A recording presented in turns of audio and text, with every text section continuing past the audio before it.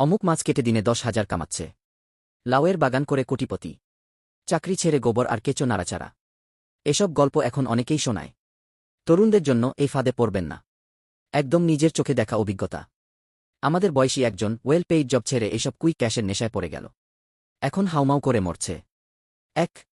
আপনি যাই করেন সেটার এক্সপান্ডিবিলিটি থাকতে হবে। ধরুন একজন রিকশাওয়ালা, সে ডিসেন্ট আয় করে, এন্ট্রি লেভেল চাকরিজীবীর চেয়ে বেশি। রিকশাওয়ালা 30,000 কামায় আর জবে নতুন হলে 15,000 বেতন, সবাই আপনাকে এটুকুই বলবে। এবার পরের হিসাবটা ধরুন, ওই রিকশাওয়ালা তার ইনকাম ডাবল করতে চায় বা ইভেন বাড়াতে চায়। তার জন্য একমাত্র অপশন রিকশা চালানোর সময় বাড়িয়ে দেওয়া। ডাবল করতে চাইলে তাকে 10 ঘন্টার জায়গায় 20 ঘন্টা রিকশা চালাতে হবে। এটা কি ফিজিক্যালি পসিবল? সাথে বৃষ্টি, রোদ, ছুটির দিনে কাজে না গেলে আয় নেই। বা যে মাছ কাটছে তাকে ডাবল মাছ কাটতে হবে। কিন্তু এন্ট্রি লেভেলের জবে 4-5 বছরে বেতন ডাবল হয়ে যাওয়া খুবই স্বাভাবিক, কোনো অতিরিক্ত ঘন্টা না বাড়িয়েই। 2. আপনি যে কাজটা করতে চান সেটা তো ভালো লাগতে হবে। ফেসবুকের এক লাইকখোরের লেখা পড়ে আপনি সিদ্ধান্ত নিলেন বাজারে বসে মাছ কাটবেন, চাকরির ডাবল ইনকাম। ভেবে দেখুন, আগামী 30 বছর আপনি বটি ঘাড়ে করে মাছবাজারে গিয়ে নোংরা জলের মধ্যে বসে মাছ নাড়াচাড়া করতে রাজি আছেন কিনা। 3. লাইফস্টাইলের ব্যাপার রয়েছে। আপনার যখন তেমন ইনকাম ছিল না, আপনি বাইক চালাতেন। সামনে টাকা হবে, গাড়ি কিনবেন। কিন্তু এসব কাজে তার কাজ কি? গাড়ি চালিয়ে কি আপনি ঝালমুড়ি বেচতে যাবেন? 4.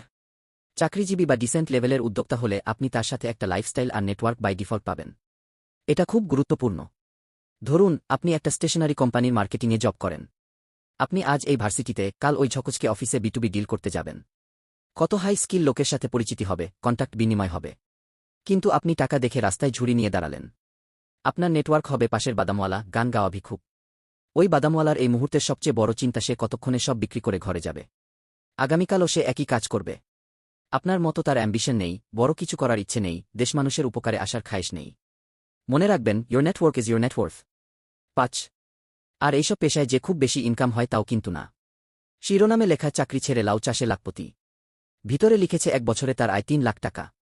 মানে ওই লোক মাসে 25,000 টাকা কামায়, সেটা আবার নিউজ। তাই এইসব ভুয়া মোটিভেশনের ফাঁদে পড়বেন না। প্রতিবছর নিউজ মিডিয়াগুলো নিজেদের স্বার্থেই এরকম নিউজ করে। গত 5 বছরে তো নিউজ কম দেখেননি, আইফোন হাতে বাদামওয়ালা, DSLR হাতে খিচুড়ি বিক্রেতা। প্রশ্ন হলো তারা এখন কোথায়? তারা এখনও কেন সেই রাস্তায় বসছে না আর ওরকম আয় করছে না? তাহলে এগুলো রিলায়েবল পেশা হয় কিভাবে? কোনো কাজই ছোট নয়। কিন্তু সব কাজই যে আপনার ফিল্ড, তাও নয়। আপনার কাছে খুব ভালো একটা প্ল্যান আছে, কিন্তু 50,000 টাকার জন্য আপনি এগোতে পারছেন না।